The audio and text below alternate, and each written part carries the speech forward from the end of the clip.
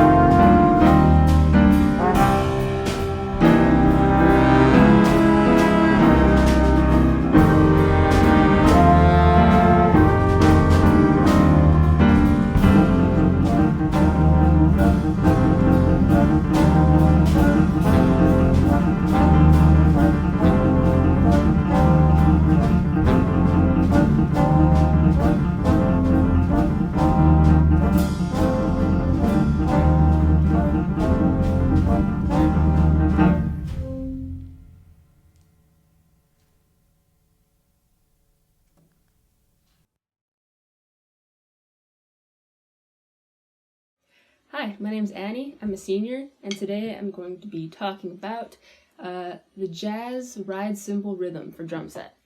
So we're going to start with the pad here, and then we're going to move on over to the drum set. But first, jazz consists of triplets. Triplets are the foundation of swing, and swing, you kind of know. Da da da da da da da da da da da da da. Da, da, 1 is a 2 is a 3. You feel that? 4 is a 1 is a 2 is a 3 is a. So triplets try. That means 3. 1 is a 2 is a 3 is a 1 is a 2 is a 3 is a 4 is a. So in one bar, they are 4 sets of triplets because it's 4 beats in a 4/4 bar. 1 is a 2 is a 3 is a 4 is a. If you got your sticks, that's just an accent on each downbeat. 1 is a 2 is a 3 is a 4 is a triplet, triplet, triplet, triplet, triplet, triplet, triplet, triplet. Once you get that feeling good in the hands, you're gonna move to one hand. So I'm gonna keep the time here just so you know it's still in triplets. 1 is a 2 is a 3 is a 4 is a. And the jazz swing pattern at its core is based off of triplets. So we go 1, 2, 1, 2, 1, 2. Kind of like a train.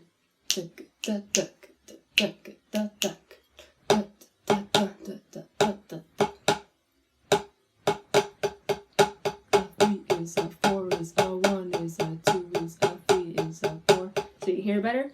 1 is a 2 is a 3 is a 4 is a 1 is a 2 is a 3 is a 4 is a 1. 2 is a 3 is a 4 is a 1. You still want to feel that triplet feel internalized. 3 is a 4 is a 1 is a 2 is a 3 is a 4 is a 1. Eventually when you get it faster, 1 is a 2 is a 3 is a 4 is a 1 is a 2 is a 3. 1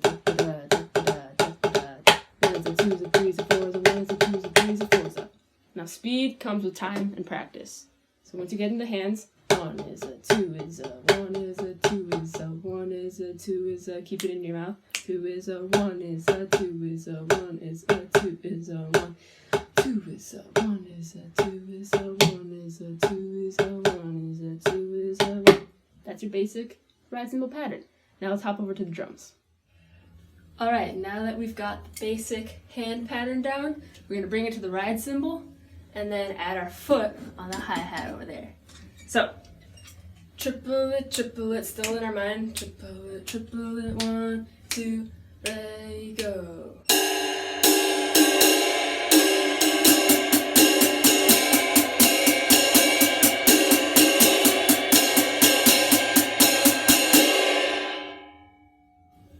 Awesome. So, now we're going to have the hi-hat on beats 2 and beats 4 with our foot. 1 is a 2 is a 3 is a 4 is a 1 is a 2 is a 3 is a 4 is a.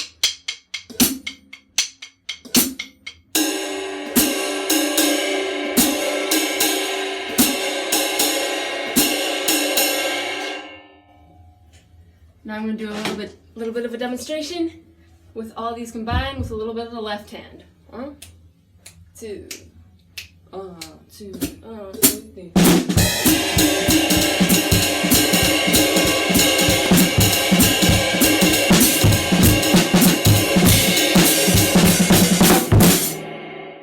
Now you have the basic tools you need to try a jazz drum set rhythm for yourself. Have fun. Thanks.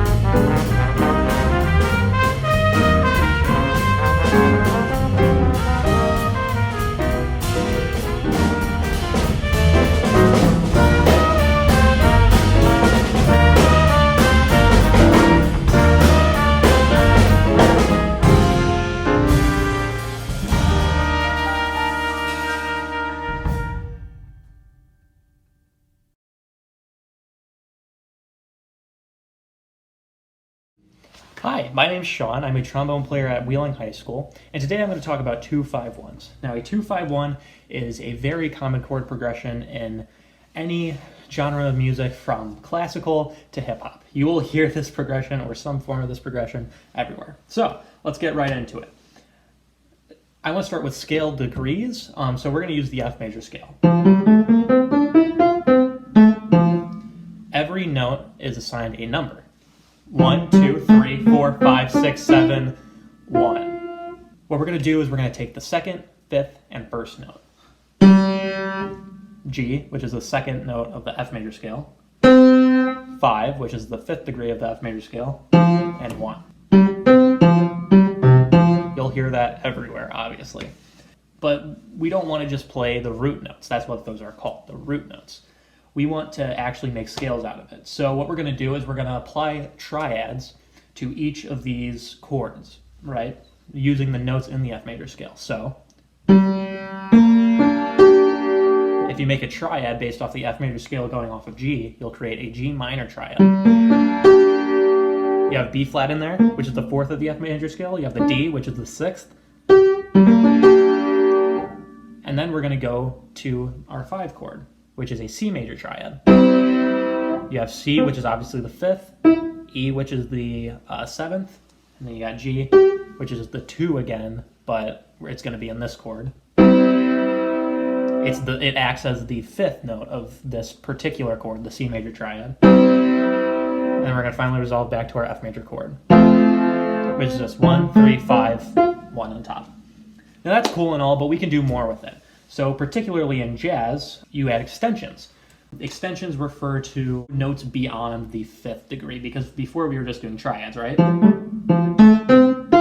Now we can add the seventh. Now I'm just using the 1 chord for that, but if we were to apply that to the other 2 chords, the 2 and the 5 chord, that's that seventh. That's the the flat 7, and bring it back to that 1 chord. So what we did was we added the 7 on top of G minor, which is F.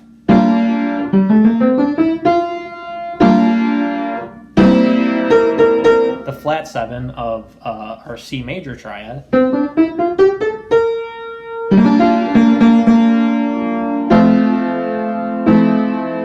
Yeah, there it is. Okay, cool. Yeah, and then we're adding that major 7 on top of the F major 7 chord. Now there's one last piece I want to take a look at, which is getting a little bit more into the advanced side of 2-5-1s.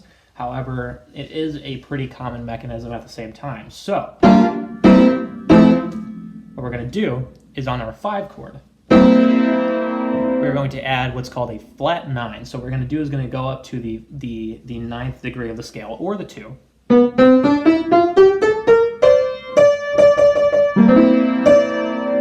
That sounds good on by itself, right? Well, what happens if we flatten it? Now, it doesn't sound exactly great by itself, but in context, here's what it sounds like. So I'll outline the notes that it's piggybacking off of. You kind of hear those half steps coming down. Now, what's so cool about 2-5-1s, right? Virtually every note has somewhere to go. So we'll use the 7th in this case. So the 7th of G minor, F. We're going to bring it down to the 3rd of the next chord. This is just a half step. And we're going to hang on to it for the 1 chord. Let's do it again. Let's go with the 5. Flat 9, 5 of the 1 chord. Let's go with the 3rd of G minor. B flat. Hang on to B flat for the flat 7 of the 5 chord. Bring it down a half step to the 3rd of the 1 chord. We can do it with the root note. The root of G minor. Hang on to it. Bring it down a whole step for the 1 chord. Or you can mess around with it. But that's also a little bit more. That's beyond just standard 2-5-1. So the point of that is that every note has somewhere to go, which is exactly what you want when you're soloing. So I'm going to take a look at a lick real quick. The lick I want to take a look at is really really simple, right? So our first part of the chord, or of the lick rather, that's just the 2 chord arpeggiated. Now we're going to bring it down a half step to the next chord, which is the 3rd of the 5 chord. We're going to use that flat 9 we were talking about earlier to bring us to the 1, flat 7, and then resolve that to the 3rd of the 1 chord. Which is super, like that covers like basically everything I just talked about. Arpeggiating, using that passing tone to move to the next chord, using that flat 9, and resolving the last portion there. And now another big reason why these are so important is you'll find entire songs that are 2-5-1s. So just as an example, Autumn Leaves. Literally every progression in here is a 2-5-1. Just listen.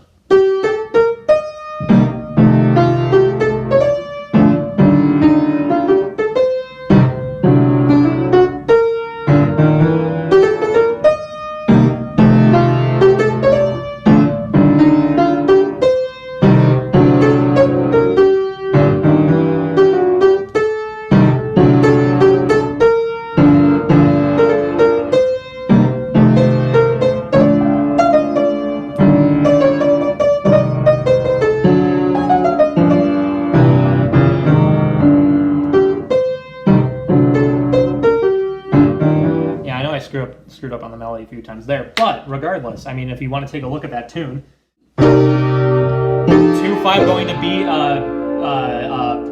B flat major, minor 2-5-1 going down to G minor, and then you repeat that, and then the B section is 2-5-1 going to G minor. 2-5-1 going to B flat major, and then again in G flat or in G minor, and then again in G minor. So, like I said, that entire song was 2-5s. Like the A section is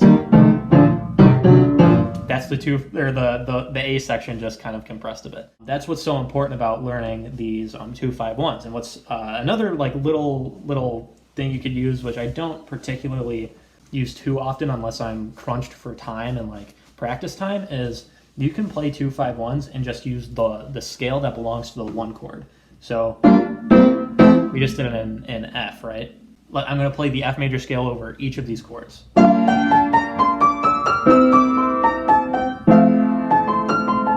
then obviously the F major scale will work over an F major chord. But right, that sounded...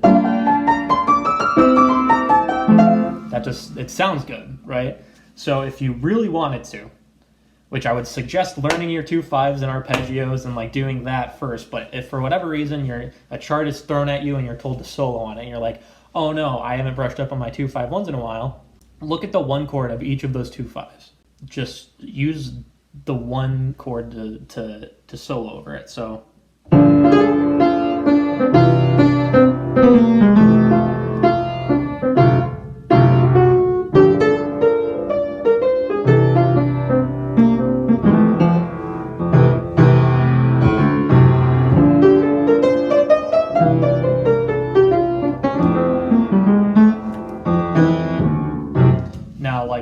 time my mindset was just F major scale, F major scale, F major scale. Obviously, like in context, it'll sound different. Like if I'm playing the 2 chord and I start on G, it'll sound like I'm playing the G minor or the G Dorian scale. But in reality, which G Dorian is basically just the 2 chord. If you played it as a scale, it's the F major scale starting on G. But if I like in context, it all sounds like you're playing, your G minor scale or your C mixolydian, which is your C major with the flat 7, which is that 5 chord that we talked about. It'll sound different in context, but in reality,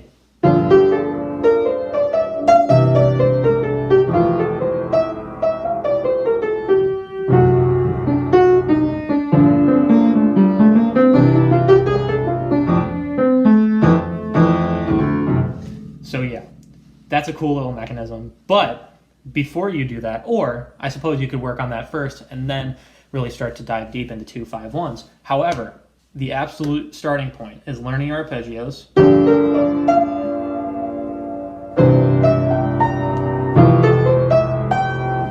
Learning arpeggios, because literally that lick I talked about earlier started on an arpeggio. Knowing how notes relate. So, for example, the 7 of the 2 chord moving to the 3 of the 5 chord, or if you're going to use that flat 9 we talked about, the 5 of the 2 chord going to the flat 9 of the 5 chord, finally resolving to the 5th of the 1 chord. Knowing that is huge, and ultimately just using it this is a huge part of this is using your ear. You know, if you're stuck on a note, if you're stuck on a note and you don't know where to go with it, just think, well, think ahead, think what's the next chord, what exactly will that resolution sound like, and then if you just kind of guide your listening and think like, okay, half step, whole step, a third down, what will this sound like, and just kind of mess around with that and figure out what works for you when soloing. And so really cover these 2-5-1s in many keys. You know, you can do it in F like we talked about, E flat, D flat, C, B flat, A flat, G flat,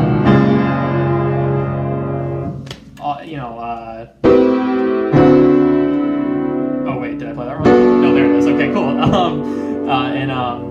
In G major, just like learn all of those, because you'll run into tunes that are half of it or all of it are 2-5-1s. So with that being said, I hope you learned something, and happy soloing.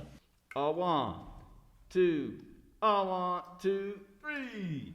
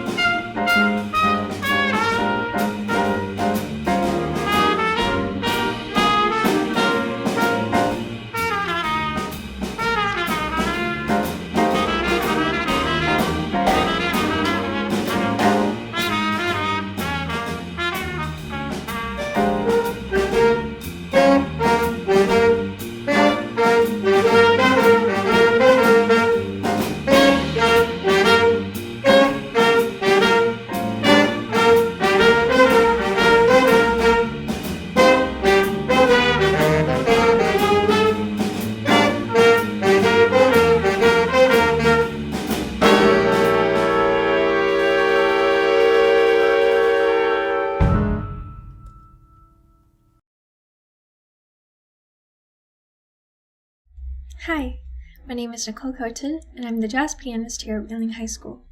I'm going to show you 2 different ways to voice 2-5-1s. 2-5-1s are one of the most common chord progressions in jazz, and I can assure you that you'll see them in nearly every tune that you play. Therefore, it's super important to know how to structure them and how to play around them, since they're one of the core structures in most jazz tunes. One of the ways that I'll show you today is with both hands for when you're comping for a band or for someone else during their solo, and the other way is with just the left hand for when you're comping for yourself. Alright, so first of all, ignore how rusty my piano looks. It's over 100 years old, and it definitely looks like it and sounds like it too. But anyways, both examples will be in the key of B flat. This one is the left-hand version of comping for when you're comping for yourself in a solo, and luckily this one's very simple. So our 2 is a C, right? C minor. Our 5 is an F, F7, and our 1 is obviously the B flat major 7. So, when we start with the C, I like to do a very, very simple voicing for this. I do minor 3rd, 5th, dominant 7 or minor 7th, and a 9. That's it. This is just that voicing, and it sounds really great and simple and whole over that C. And sometimes when you're playing really fast and you can't play all 4 notes at once, or it sounds like too much, you can just split it up. Just play these 3 and it sounds just as good. So next up we have this F7, right? So for the F7, I like to voice it as dominant 7th, 9th, 3rd, and then our 6th or our 13th, right? Doesn't really matter. But we have that dominant 7th, 9th, 3rd, 13th. And it gives it that really, really rich sound over that F. So right now we have... Now this resolution is going to sound so nice. So this is for our B flat, right? And I like to voice this as major 3rd, 13th or 6th, major 7th, 9th. That's the sound. So when you put all of this together, it's going to sound like this.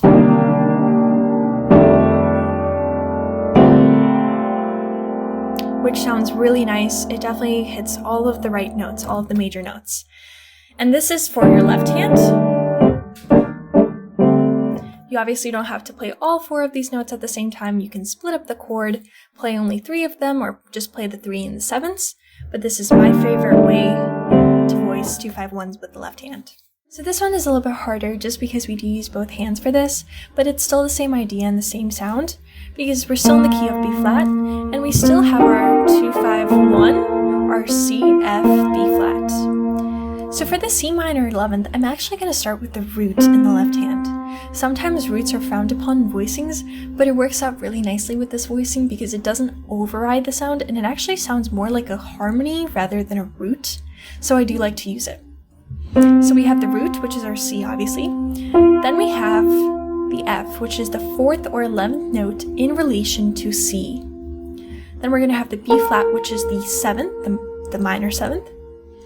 And then we'll have our E flat, which is the minor 3rd, and our G, which is the 5th. So we have 1, 4, 7, minor 3rd, 5th.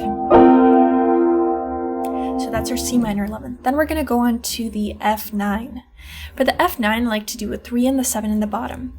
The 3rd note, right, is A, and the dominant 7th is our E flat. This is that sound. In the right hand, I like to do 9, which is the G, 5, which is C, and then I use the root again, but this time at the top rather than the bottom. So I have that F at the top, which is our root. So we have 3, 7, 9, 5, 1. And so far, what we have is...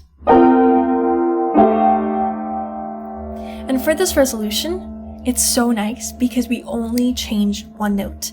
Sometimes pianists will describe themselves as lazy when it comes to jazz voicings because you never want to shift your hands a lot. You always want to stay in the same space, which is the middle part of the piano, right? So we barely moved here, And for this, all we're gonna do is just change that one note. So in relation to B flat major 9th, this will now be the major 7th at the bottom, the 3rd, the 6th, the 9th, and the 5th. So we have A, D, G, C, F. So all together, it sounds like this.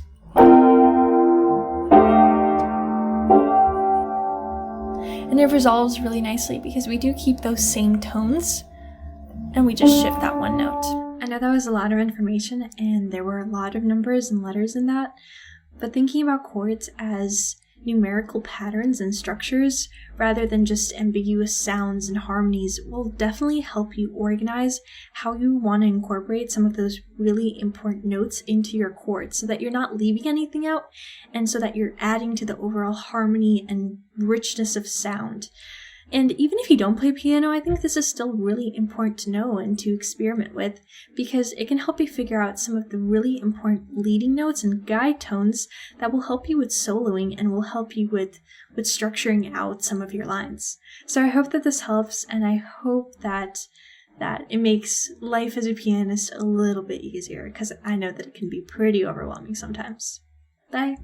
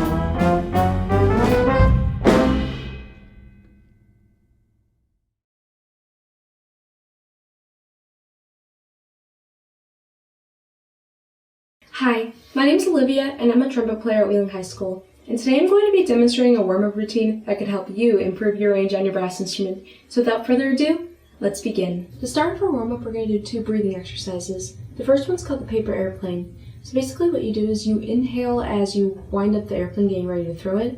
And when you release the airplane, you exhale very quickly.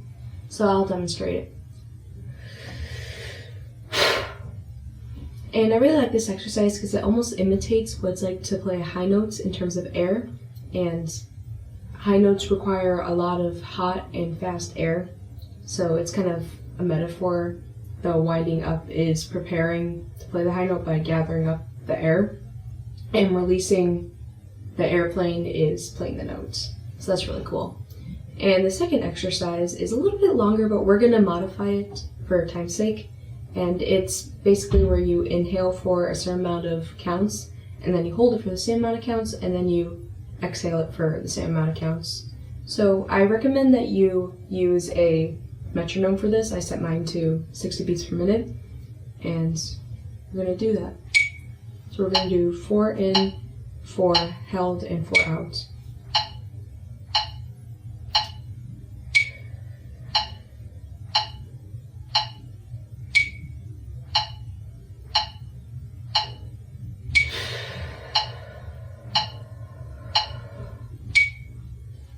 What I really like about this exercise is the holding parts. And the reason why I like the holding part is because when you hold air into your lungs for a certain amount of time, it builds up stamina. And when your lungs have a lot of stamina, your air is a lot more long-lasting. And when your air lasts a long time, you don't need to breathe at inappropriate times because you're running out of air. So your band director will thank you for that. So now that we've warmed up our lungs, we're going to now warm up our lips. So the first thing I'm going to do is a simple loose buzzing on my lips. Almost all brass players I know do this. And it's just basically... Some people like doing it for a specific amount of time. Others like doing just random spurts of it whenever they're playing. I'm one of those people who does the latter. I usually start off my playing routine with just a simple loose lip buzz just to kind of get the blood flowing. So... And if I'm kind of having trouble like playing a high notes, then I'll do it before then. But that's kind of a must-have when you're playing a brass instrument. So then the next thing I do is something that I don't think anyone else I know of does, and it's basically tucking your top lip into your bottom lip and puckering out. I've been doing this since like 6th grade, so it kind of looks like this. And the purpose of that is to really massage your ring area of your lips, which is the part that goes inside of your mouthpiece. And the last thing I'm going to do is also something I don't think anyone else I know does. And it's basically when you take your clean, make sure your hands are clean when you do this. Clean fingers, your pointer and your thumb, and you just loosely massage each and every part of your lip. Only do this about once or twice around the circumference of your mouth, and then stop. So you also don't want to go like too hard on it. So you don't want to like pinch your lips, but you also want it to be firm enough to get the blood flowing in every other part of your lips. So now that our chops are basically warmed up now, we're going to do just a couple more lip exercises before we actually start playing. Now I'm gonna unplug my mouthpiece from my instruments, and I'm going to do a couple sirens. So for those who don't know what sirens are when you buzz a really low note on your mouthpiece and then you slur up to a high note and then go back down. So I'll demonstrate.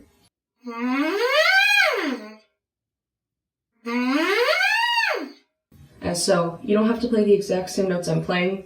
It just kind of is a general slur up and slur down. It's like a pendulum-like movements.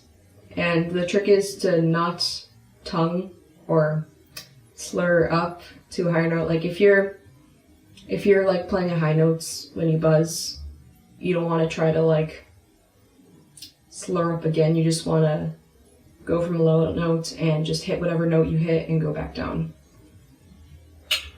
So now we're going to do the same thing on our instruments. So you just can do any fingering you want.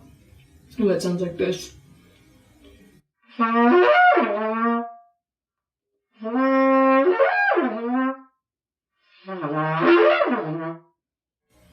Those were kind of weird sounding, but that's basically the idea. You don't really aim for a specific note, but you just slow up to whatever you can hit and go back down. It's very quick and it's very easy to do. And again, you don't have to play the exact notes I'm playing. Just hit whatever you can comfortably hit. So now we're going to do some actual long tones and actual lip slurs. So this is the Irons book. This is 27 groups of exercises. This is for cornet and trumpet, because I play the trumpet. But this book comes in all wind instruments, so trumpets, trombones, clarinets, flutes, you name it. So this book is accessible to you. So we're going to start off with one of the first exercises in the book. They're whole notes, and the first of these exercises are whole notes. And as the pages progress, the notes get shorter and the notes get higher. And you're going to see that later. But for this exercise specifically, we are going to do group 2. And we're going to use our metronome, and we're going to do 60 beats per minute. And, well, actually, no. Never mind. We're not going to do 60 beats per minute. We're going to do, say, 80 beats per minute, so I won't torture some of you at home. So the point of these exercises is to play them as slow as you possibly can. I could play them slower than 80, but for beginner's sake, I'm just going to use 80. And I'm going to take a deep breath before I play, and I'm also not going to tongue in the middle of these exercises. That's also another thing. Never tongue any of these exercises because it ruins the whole purpose of the exercise, which is to build up with flexibility and also stamina on your lungs. So we're going to do valve 1.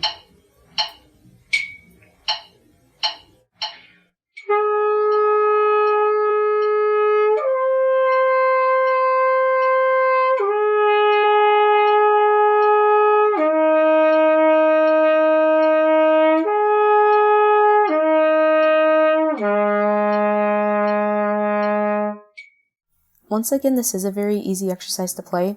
If you are newer on your instrument, I highly recommend trying this one out because the rhythms are very simple and the notes are in a very attainable range. And you could also use this as a way to get familiar with what notes go with what fingerings or positions. And if you are more advanced, I highly recommend using group 2 as a way to increase the stamina in your lungs and strengthen your air supply.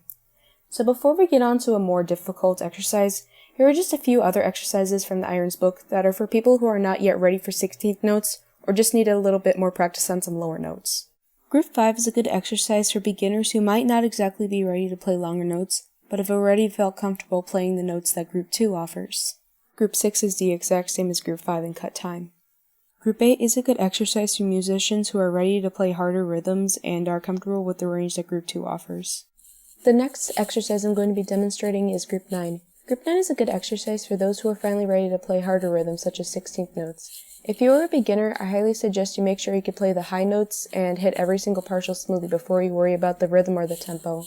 However, if you are more experienced, I highly recommend that you repeat it 2 to 3 times each time and play it either at 100 or 120 beats per measure, or you could play it freely. I will warn you that this demonstration is bad, and I'm going to be using the first fingering for this one.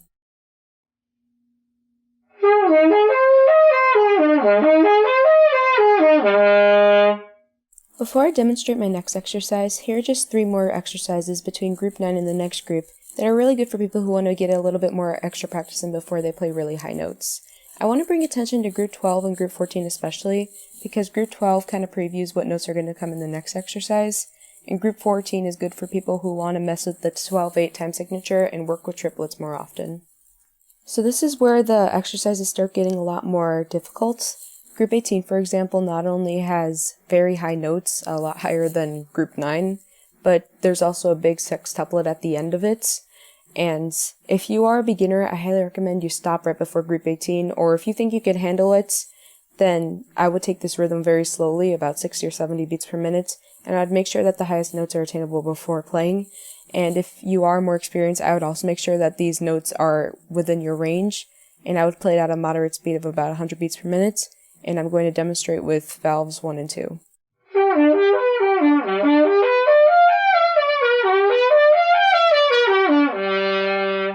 So the next exercise I'm going to be demonstrating is Group 19. Group 19 is an exercise for advanced players who maybe need a little bit more practice before they go on to the higher exercises. So beginners, I do not recommend this exercise for you because although Group 19 is not as rhythmically demanding as Group 18, the notes are higher and they might be harder to play.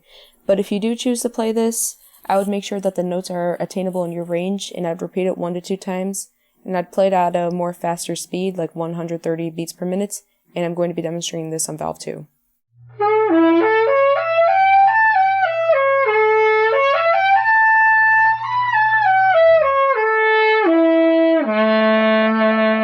So the next exercise I'm going to demonstrate is Group 20 Part A. So Group 20 Part A comes after you've gotten the hang of the notes in Group 18 and Group 19. So if you are not comfortable with those notes yet, then I do not recommend Group 20. So for Group 20, you're supposed to play it slowly and deliberately. I'm not going to do that for time's sake. And you're supposed to breathe as little as possible in this exercise. So it's okay to breathe like once in this exercise, but don't do it all the time. And I'm going to demonstrate it.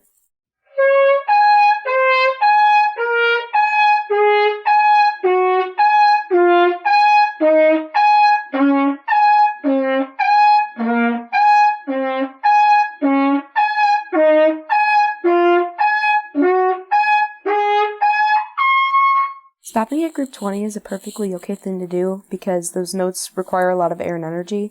However, if you want to challenge yourself further, then I recommend trying out Group 22. If you can't hit the notes in Group 20, then I definitely do not recommend trying out Group 22 because the notes are higher in Group 22. But if playing the rhythms right is important to you, then I recommend playing it at 90 beats per minute and then playing it at 130 beats per minute once you're comfortable. And now I will demonstrate what that sounds like.